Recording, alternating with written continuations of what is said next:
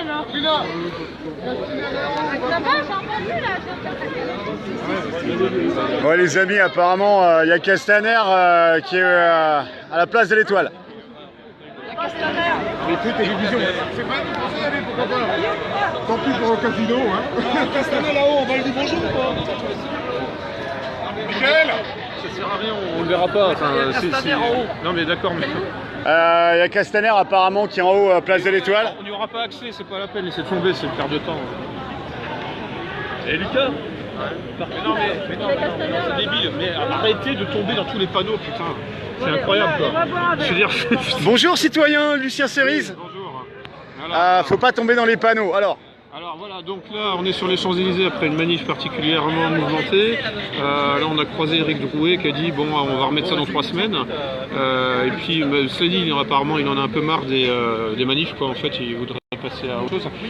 Et bon effectivement les manifs sur les Champs-Élysées au niveau de la place de l'Étoile ne servent strictement à rien si ce n'est à faire des images impressionnantes pour les médias internationaux. Et puis mais tout le monde tombe dans le panneau, c'est pas ici qu'il faut manifester. Je me suis déjà exprimé sur le sujet dans une vidéo avec quelqu'un, avec je sais plus qui, c'était vous non? C'est les jeunes constituants, 91. Il faut manifester au niveau de la place de la Concorde. Ici c'est rien, c'est stérile. Et là en fait apparemment il y a Castaner qui est au niveau de la place de l'Étoile, bon il vient faire un petit tour là, et tout le monde fonce sur Castaner avant d'aller en boîte de nuit. Mais comme s'il s'imaginait qu'on allait voir Castaner ou qu'il serait accessible ou qu'on pourrait lui parler ou je sais pas, ou le secouer quand même. Bon. Donc ça va juste gazer, flashballer, voilà quoi. Donc c'est vraiment les... Alors Castaner vient de nous traiter d'assassins sur LCI. LOL. Là c'est l'hôpital qui se fout de la charité quoi, c'est son système qui tue tous les jours, c'est lui qui a du sang sur les mains, c'est son gouvernement qui balance des bombes sur la Syrie, qui soutient la guerre civile en Ukraine, et c'est lui qui... Et au Venezuela aussi. Et au Venezuela évidemment. Accessoirement. Les gars, tu prends le métro. Et c'est lui qui nous traite d'assassin, non mais il se fout de la... Enfin bon, voilà, il n'y a même pas besoin d'épiloguer là-dessus quoi. Bon. À samedi prochain. Force et honneur. Comment ça s'est passé pour toi la manif? T'es arrivé en fin de... Je pouvais pas venir avant 18h, 19h, donc de toute façon j'ai rien fait. Enfin je veux dire, je me contente de venir soutenir les amis en fin de manif. Alors est-ce que tu aurais des conseils très pratico-pratiques pour les groupes au niveau des ronds-points, au niveau des groupes d'action à travers tous les départements? Ok, donc là, grosse manif, gros coup de pression, on ne sait pas si il y a eu malheureusement des blessés ou pas. Ok, on fait quoi maintenant? On met la pression sur les députés, sur les maires, sur les sénateurs pour qu'ils votent la destitution de Macron. On fait le siège du Sénat pour les choper en semaine et avec des lives Facebook, leur mettre la pression et les mettre devant leurs responsabilités. On fait quoi? En fait, ce qu'il faut, c'est bloquer le pays fondamentalement. C'est-à-dire effectivement faire des blocages routiers et on se ramener, vous savez là, je sais pas quoi, des objets pour les poser au milieu de la route. Voilà. Des coupeurs de route en fait. C'est ça? Ça fait partie des choses à faire. Oui. Alors les forains, apparemment, Marcel Campion avait dit qu'il allait organiser une opération escargot autour de Paris, là sur le périph'. Je sais pas si ça a eu lieu, mais bon, en tout cas, c'est une idée. Alors si c'est pas les forains, ça peut être une autre organisation. Donc tu penses aux ambulanciers, aux VTC non, pas les ambulanciers, parce que là c'est... Enfin, faut pas emmerder les ambulanciers, faut pas emmerder les pompiers. Non, je parlais... Non, la police. Je pensais autour par exemple d'Orly ou de Charles de Gaulle, l'aéroport, que les ambulanciers, une fois que le service est terminé, qu'ils fassent des opérations escargots. Oui, enfin à condition que ça n'empêche pas de sauver des vies. Bien sûr, bien évidemment, bien évidemment. Idem pour les pompiers. Mais non, c'est ce qui. Alors, ce serait bien de voir avec le syndicat. Il y a un ou deux syndicats de policiers en colère là qui pourraient peut-être participer aussi. Vigipolice. Oui. Je sais plus les noms. En fait, oui, je crois qu'il y a peut-être Vigie puis un autre avec un nom de parti. Alexandre Langlois, j'ai le nom de son... Alors c'est Vigipolice, Alexandre Langlois. Ouais. Et puis il y en a un autre, c'est les policiers en colère ou je sais plus quoi. Enfin bon.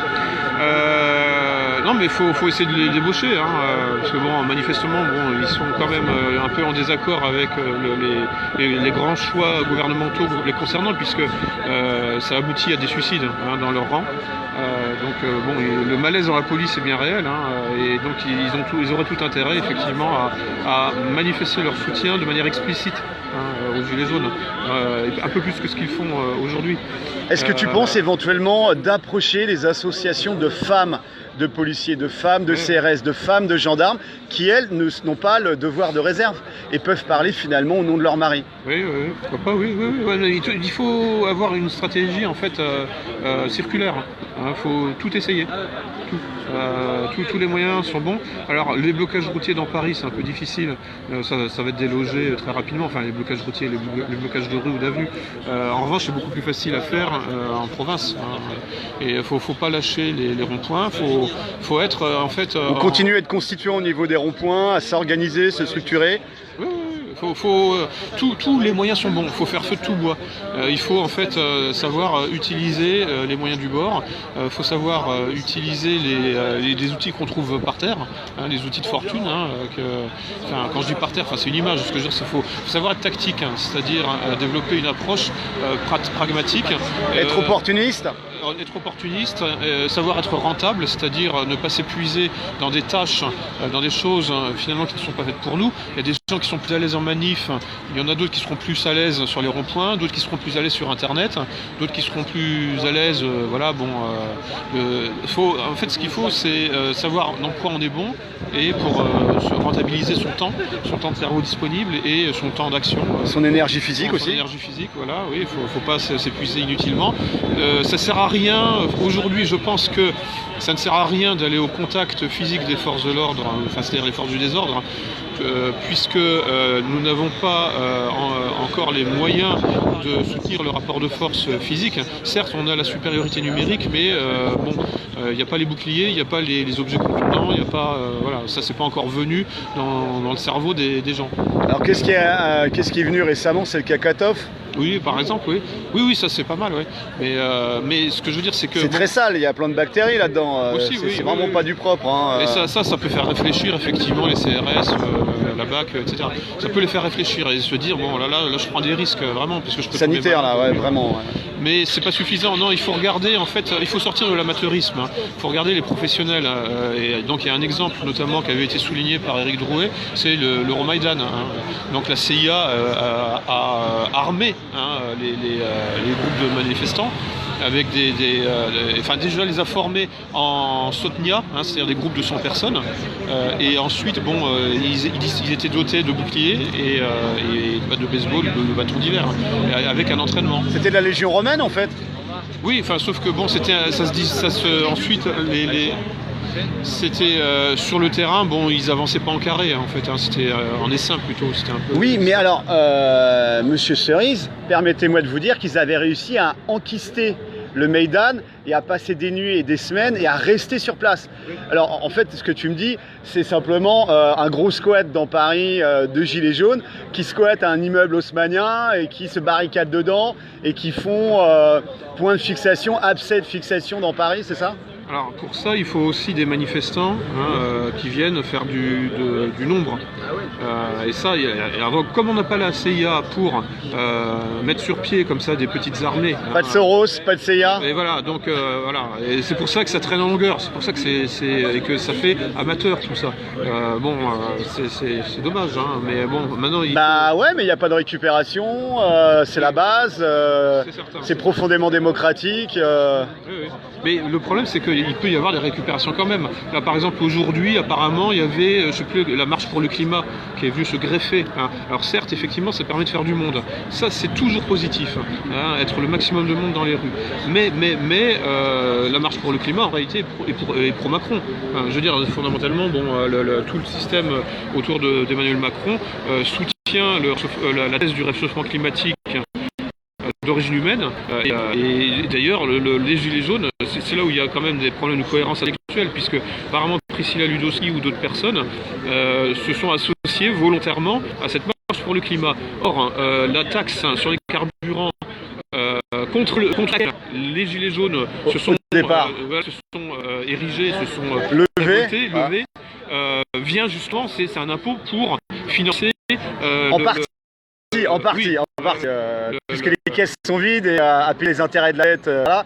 Bref, mais on a aussi dans les marcheurs, les marcheurs pour le climat, des slogans repris par Attaque, etc., où on parle de l'évasion fiscale, on parle de plus de banquise, moins de banquiers. Il y a quand même des passerelles. Non mais dans l'écologie, y compris l'écologie très idéologisée, bon, on peut toujours trouver des bons principes, voilà, anti-libéraux, anticapitalistes, etc. Mais bon, fondamentalement, si c'est pour ensuite nous culpabiliser sur un réchauffement climatique d'origine humaine et effectivement nous serrer la vis et nous faire mener une vie, en fait, nous faire régresser vers le tiers-monde au niveau du développement économique, je ne vois pas l'intérêt, quoi. Parce qu'en fait, à la fin, c'est ça. En fait, il y a des zones qu'il va falloir, pour cette l'oligarchie écologique, pour la branche écologiste de l'oligarchie. Hein, donc VVF, tous ces princes qui ont financé le VVF et fondé le VVF. C'est ça, les réseaux Rockefeller et compagnie. Tous ces gens-là, en fait, ont une idée derrière la tête. Hein. Quand ils parlent de réchauffement climatique, déjà, ils parlent d'un problème mondial parce que ça permet d'élaborer des solutions mondiales. Donc ça les arrange, hein, au niveau justement du développement du mondialisme, c'est-à-dire en fait d'une uniformisation des systèmes de loi et des normes, hein, normes ISO, etc. Donc en fait, eux, ils ne rêvent que de ça. Hein. Rockefeller l'avait écrit dans son autobiographie. Il disait voilà, bon, si on m'accuse de soutenir le gouvernement mondial, bon, bah, j'en suis fier et je vous emmerde. Ils assument en fait. Oui. Et en fait, pour eux, on est une nuisance pour la planète, donc ils voudraient à terme garder quelques larbins, serviteurs zélés, et puis que le reste de la population humaine se retrouve à l'état sauvage, semi-sauvage ou liquidé physiquement, parce qu'en fait c'est ça le but. C'est-à-dire qu'effectivement nous sommes... Ah là, t'es pas conspirationniste, non? Ou tu penses que c'est véritablement, c'est étayé une thèse de la réduction de la population? On pense au vaccin, on pense à... Oui, bien sûr, oui. Et puis bon, en fait, tout ce qui tourne autour du planning familial, du contrôle de la démographie, je veux dire, on baigne là-dedans en France. Enfin, je veux dire, c'est officiel, quoi. Enfin, le contrôle de la démographie. Enfin, je veux dire, quand on distribue des plaquettes là dans les collèges concernant les méthodes de contraception, toutes ces choses-là, bon, c'est que vraiment on veut empêcher les jeunes de faire des bébés, quoi. C'est pour déjà imprimer dans la tête des gens qu'il va falloir se protéger. De quoi du sida, la syphilis, des maladies sexuellement transmissibles. Non mais on n'est pas obligé de se protéger du sida. Si on a un partenaire régulier qui n'a pas le sida, voilà. Bon. Donc à partir de là, ce sont des prétextes. Le but de la distribution de capotes dans les lycées, c'est d'empêcher que les jeunes fassent des enfants, c'est tout. C'est d'empêcher, c'est de contrôler la démographie. J'invente rien en fait. Hein. C'est même une théorie économique officielle là, en fait, contrôle des naissances. Enfin, tout ça, c'est des débats qui sont discutés à l'ONU. Par exemple, là, il y avait un document qu'on peut trouver sur Internet là, sur l'immigration de remplacement, par exemple, qui prend acte du fait que les Blancs en Europe, par exemple, ne se reproduisent plus assez, et donc on va les remplacer par des gens venant d'Afrique ou d'autres continents. Bon, donc là, on voit bien qu'en fait, il y a un travail en fait de remplacement des populations qui n'essaye pas du tout de relancer la natalité dans certaines zones du monde.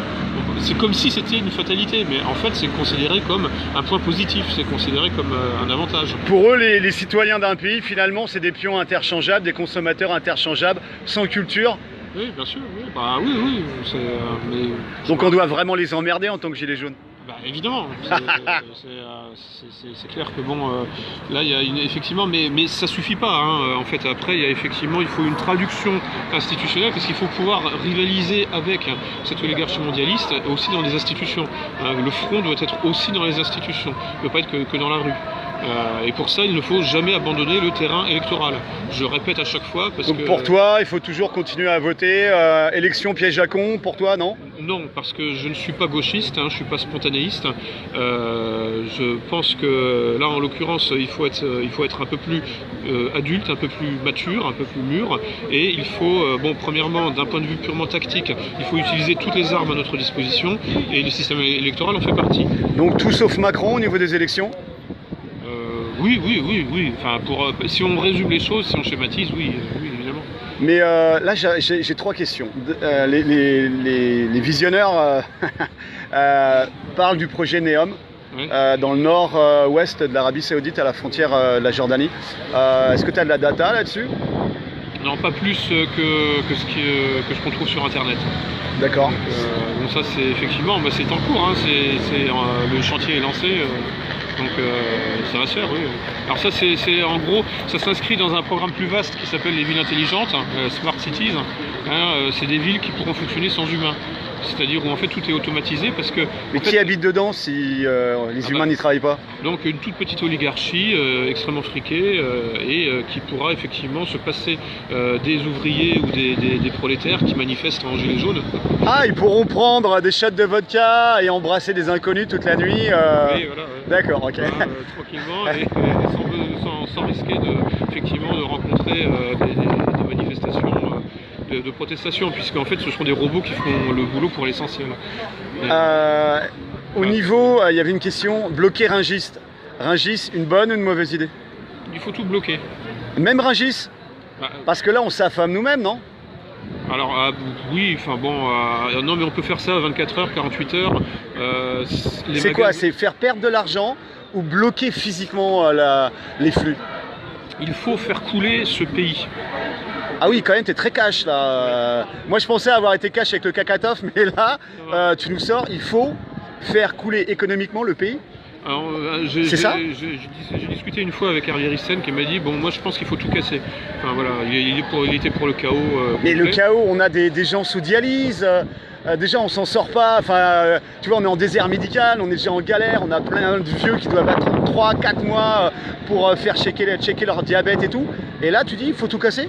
Tout à l'heure, j'ai dit qu'il fallait pas emmerder les ambulanciers, qu'il fallait pas emmerder les pompiers. Faut pas en fait empêcher de travailler les gens qui sauvent des vies. Évidemment. D'accord. Quand je dis le chaos, c'est en fait, faut faire peur. Voilà, faut faire peur à la réquisitionner. Non mais bloquer Rungis par exemple pendant 48 heures ou 24 heures, enfin le plus longtemps possible. Ça peut, c'est un coup de semonce. C'est-à-dire qu'en fait, ça va effectivement commencer à provoquer une panique dans les magasins d'alimentation. Si on peut arriver effectivement à ce que des rayonnages soient vides, ce serait pas mal. Bon, ça n'arrivera pas parce qu'il ne suffit pas de bloquer Rungis 48 heures pour que le rayonnage soit vide. Il faut que ça dure plus longtemps. J'ai étudié un petit peu la question à une époque. Bon, alors on dit que... au casino. Ouais, quand même. Et il y en a qui parlaient... donc au-delà de Rungis, de bloquer les raffineries, etc.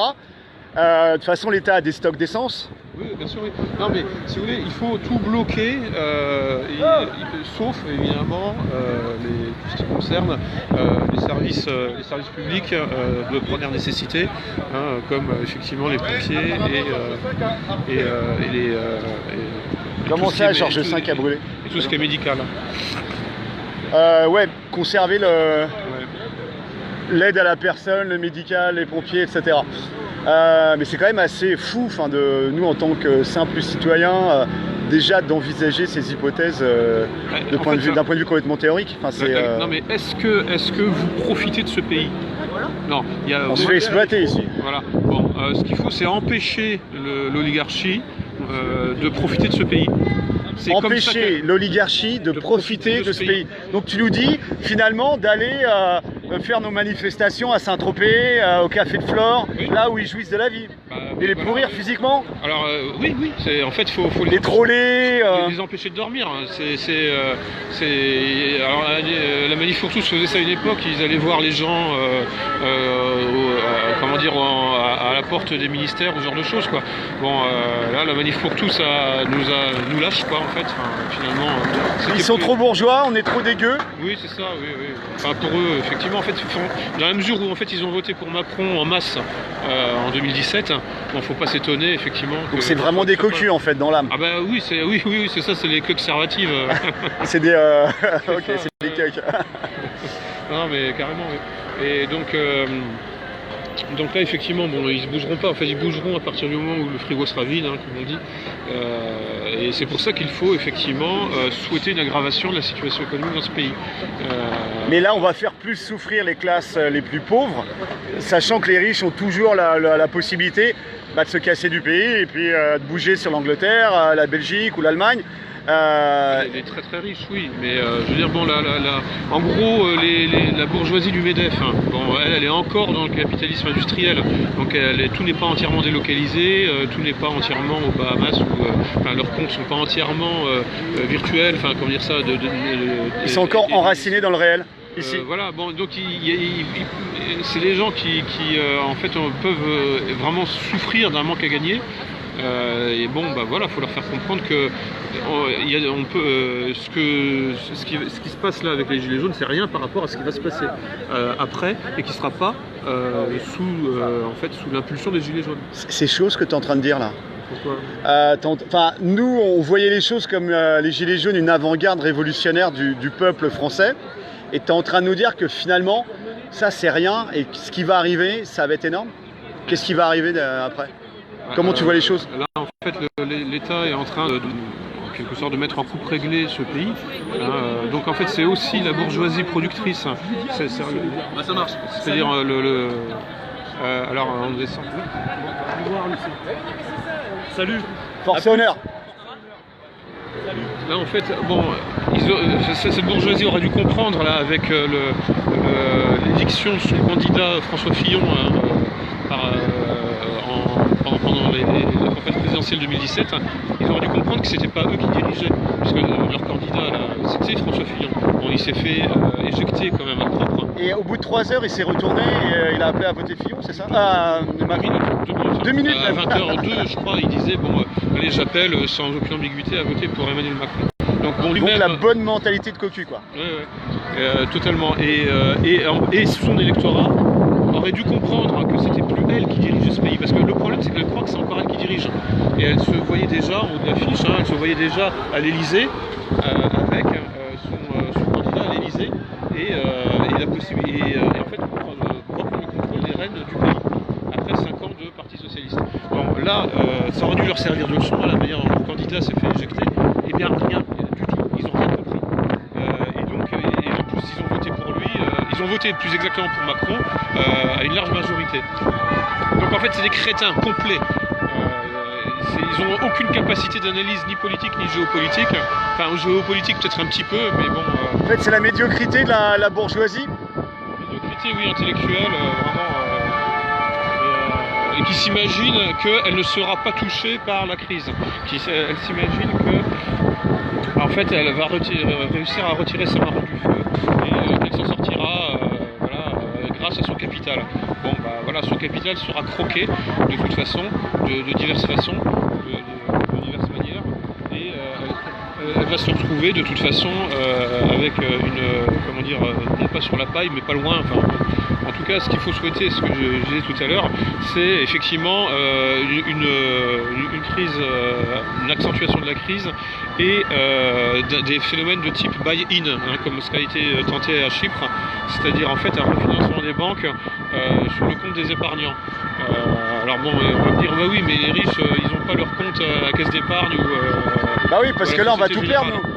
Oui, on n'a déjà pas grand-chose et on va tout perdre. Non mais honnêtement, on va tout perdre. On va tout perdre. Donc en fait, ce qu'il faut, c'est que un maximum de gens soient impactés. Parce que ce qui nous sauve, c'est l'interdépendance. C'est-à-dire qu'en fait, plus la crise, plus les problèmes touchent de monde, et plus il y a de gens qui prennent conscience. Et à partir de là, plus il est possible, en fait, de remonter la pente.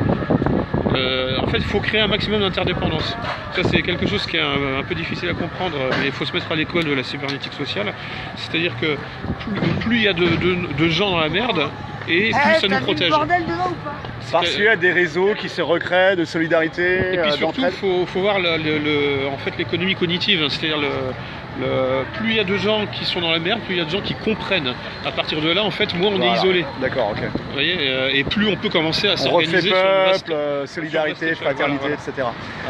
Est-ce que tu penses que les partis politiques et les syndicats, de par leur structuration pyramidale, et donc dépendante de personnes humaines, donc forcément corruptibles, font partie du problème et ne pourront pas faire partie de la solution? Alors, ouais, il y a du sale là. Ouais. Donc il est certain que les syndicats sont tous sous contrôle. Je le sais. Aujourd'hui, les syndicats s'occupent essentiellement soit de LGBT et d'écriture inclusive ou d'immigration de masse, les secours évidemment. Et ceux qui restent à peu près dans le domaine du rationnel, en fait, s'occupent de choses parfaitement anecdotiques en réalité, qui peuvent sembler importantes. Parce que moi j'ai perdu les... Non, t'inquiète pas, on est là. Benoît. En grosso modo, les syndicats ils négocient la couleur de la peinture des chaînes. Oui, c'est ça, ouais, le nombre de coups de fouet. Enfin, bon. Donc là, faut rien espérer de ce côté-là, mais vraiment rien du tout. Mais c'est un échec finalement, notre situation actuelle. Ça reflète un échec de la politique politicienne. Oui, tant que les partis politiques ne sont pas en démocratie directe avec des mandats impératifs à l'intérieur des partis politiques, ça va rester comme l'élection de Martinez grâce à sa femme qui était la chef de la CGT hospitalier et qui, malgré le vote contraire de sa base, a voté pour son compagnon à la ville. Et il a fallu 2 ans pour la faire partir parce qu'elle avait un mandat représentatif. Oui, non, mais en fait, le problème, c'est que avant de pouvoir changer tout ça, il faut déjà arriver au pouvoir. Et donc, on est obligé de jouer les règles du jeu pour arriver au pouvoir. Donc, en fait, il faut se poser des questions ensuite purement pratiques et tactiques. Comment arriver au pouvoir et l'exercer le plus longtemps possible, sachant que les règles du jeu sont truquées, pour ainsi dire. Donc, faut faire avec. Le pouvoir de transition qui nous amènerait vers... Ben voilà, alors là, vous voyez en fait les gauchistes capitalistes, feu aux frontières, all cops are border. Ça c'est pas mal, en fait comme témoignage en fait du fait que les gauchistes n'ont strictement rien compris à la politique. Pour eux, les frontières sont un problème, alors que c'est les frontières qui les protègent encore. Le jour où il n'y aura plus de frontières, du tout, il y en a encore un tout petit peu, en fait, ils seront totalement éradiqués et ils disparaîtront dans l'espèce de maelstrom libéral complet, quoi. Donc en fait, bon, là, on a un exemple, comment dire, de casseurs d'ultra-gauche. Alors ça permet de faire effectivement des images impressionnantes à destination des médias du monde entier, mais bon, fondamentalement on est dans l'imbécilité politique totale, quoi. On est dans la superficialité et l'émotionnel.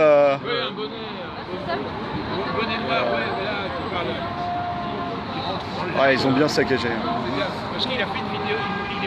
Ok, citoyens, citoyen, merci pour toutes ces pistes de réflexion. Merci pour cet échange. Merci à vous. Ouais. Et puis, on lâche rien. Force et honneur. Aouh, aouh, aouh. À bientôt les amis, vous étiez avec les Gilets jaunes constituants du 91 et on était sur les champs après la bataille. Voilà. À très bientôt.